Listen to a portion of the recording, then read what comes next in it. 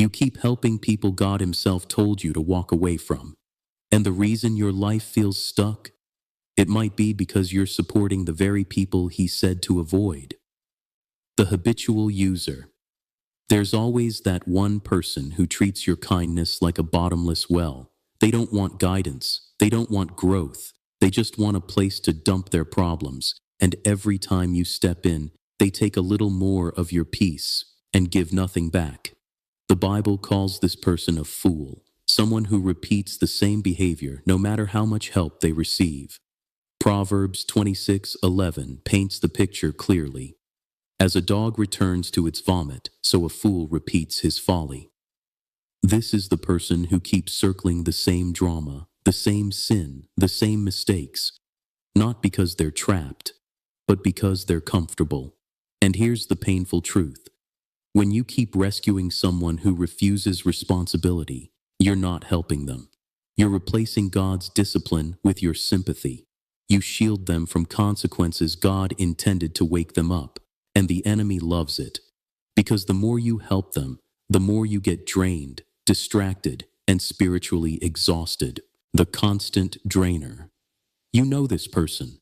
The moment their name pops up on your phone, your spirit sinks, not because you hate them, but because you know what's coming. Another wave of negativity, another crisis, another emotional dump.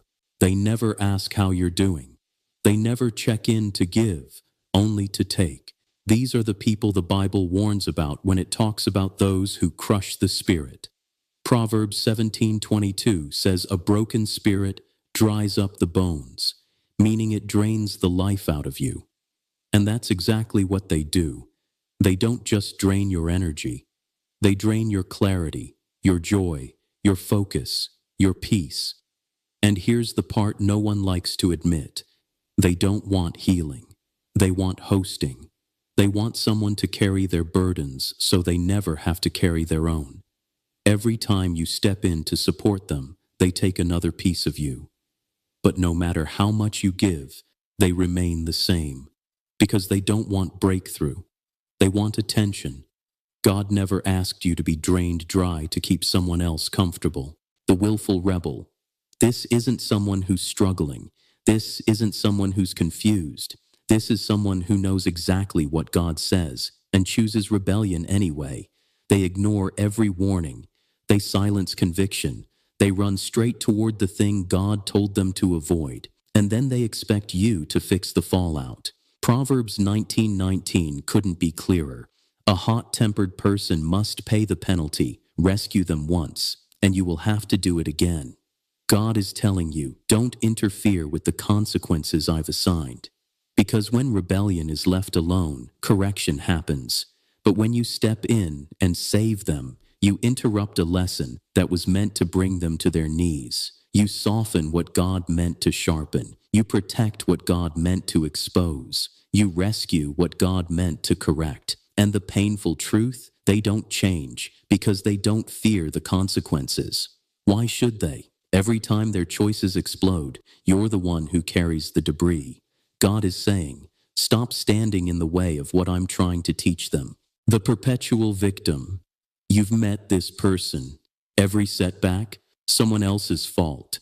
Every mistake, they were forced into it.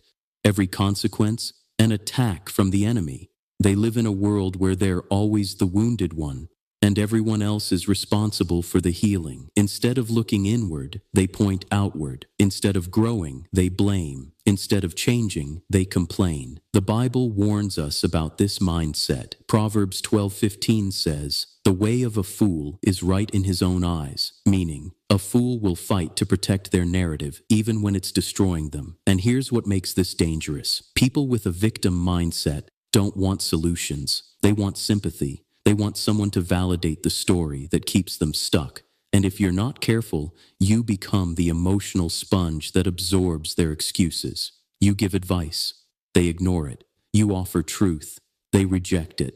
You extend help. They drain it. Every time you rescue a perpetual victim, you reinforce the lie they live in. Instead of helping them grow up, you help them stay down. Instead of guiding them toward responsibility, you anchor them deeper into helplessness. God never called you to play the role of the replacer of consequences, especially for someone who refuses correction.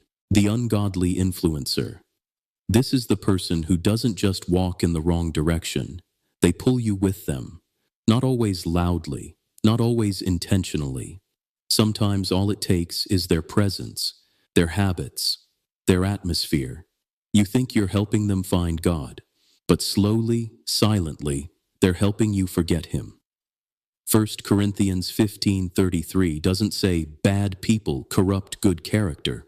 It says bad company, meaning influence, proximity, atmosphere. People whose values clash with your calling will always tug you downward while you're trying to pull them upward. Here's the part most Christians overlook. Corruption doesn't start with big sins. It starts with small compromises. They get you to laugh at what God calls wrong. They get you to justify what God told you to avoid. They desensitize you to the very things God delivered you from. And before you realize it, your conviction gets quieter. Your standards get lower. Your fire gets weaker. Helping someone is never the issue, but staying connected to someone who reshapes your spirit is. Some people don't need your help. They need your distance, because the more you try to save them, the more you become like them, without noticing the shift happening inside you. So now, the real question isn't, who are these 5 types of people? You already know that. The real question is, which one of them have you been rescuing? And what has it been costing you spiritually? Because God never told you to carry everyone, just the ones He assigned. If this hit you in any way, drop Lord, give me discernment in the comments. And if you want me to make a part 2 breaking down how to protect your calling without feeling guilty, tell me below.